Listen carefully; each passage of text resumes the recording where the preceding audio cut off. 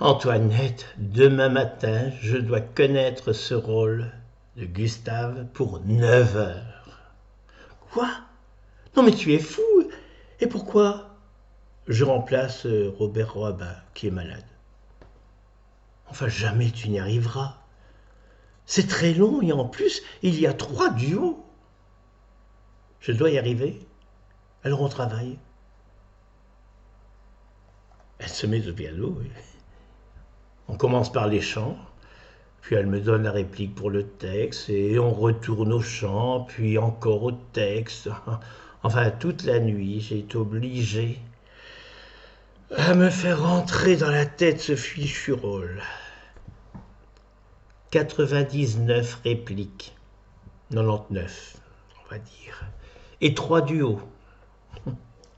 Et le lendemain matin, à 9 heures, j'étais sur le plateau, au milieu des artistes. Hélène Emery, jouant Lisa, Roland Couget, Souchong, et Nicole Robert, qui faisait Mie, la femme de Robin, qui devait être ma partenaire. La première phrase que je dois lui dire, enfin que je dois dire à mon entrée est assez longue, et j'en avais une trouille bleue. Excellence, j'ai l'honneur et le bonheur d'être délégué par les équipages de la flotte de la Baltique pour venir présenter mes respectueux hommages et toutes mes félicitations à la comtesse Lisa, votre fille, à l'occasion de son succès. Je débite la réplique d'un G suivi d'un ouf intérieur de soulagement. On fit une annonce au public pour l'avertir du changement de distribution et j'ai joué le rôle, aidé par tous mes partenaires, dont Hélène, qui me dit discrètement « C'est la première fois que tu joues le rôle ?» Oui. Ne t'inquiète pas, si tu as un problème dans les chants, serre-moi la main, fais-moi un clin d'œil, je te rattraperai. Je n'ai pas eu besoin de lui serrer la main ni de lui faire un clin d'œil. Et ce fut génial. Quand le rideau est tombé, bien entendu, les applaudissements étaient nourris, et puis ce fut de nombreux rappels. Nous saluons tous en ligne, puis vient les saluts individuels.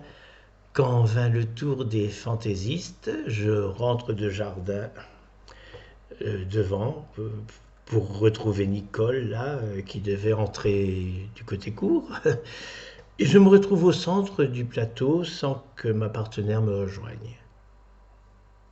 C'est alors un tonnerre d'applaudissements qui m'accueille. Bon, gêné, ému, heureux, je me suis mis à saluer, les larmes aux yeux. Le public qui ne cessait d'applaudir. Puis Nicole est entrée, suivie d'Hélène, Roland, qui ont salué, et tous se sont mis à m'applaudir. Ce fut sans doute le plus beau souvenir de ma vie d'artiste.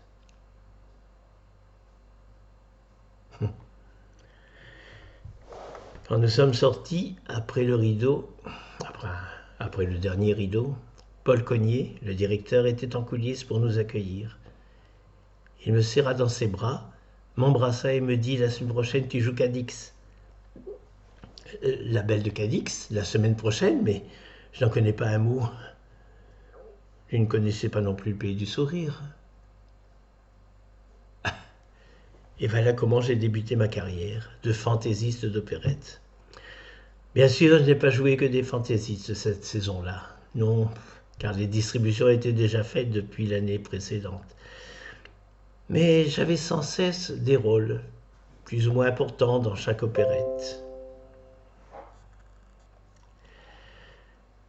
Le maître de ballet, Pierre Tissier, m'avait lui aussi remarqué et me distribua dans certains ballets dont il faisait les chorégraphies.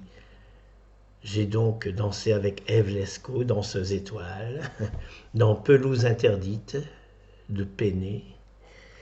Oui, les amours de Péné, vous connaissez? On a fait un ballet avec sa Pelouse interdite. Le créateur des célèbres poupées. Puis dans Gisèle, d'Alfred Adan. Enfin, je suis resté dans ce théâtre jusqu'au 6 janvier 1964, date à laquelle, après l'Opéra Faust, je devais partir pour effectuer mon service militaire. Normalement, je devais partir le 1er janvier, mais le maire de la ville et le directeur du théâtre avaient rédigé une lettre disant qu'il était absolument nécessaire pour le spectacle que je sois présent.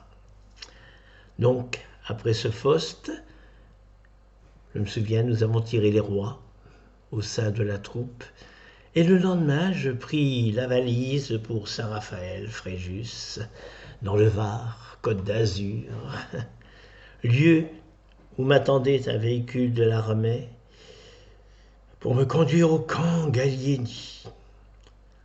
Là aussi, ce fut du folklore. Allez, salut, à demain pour de prochaines aventures.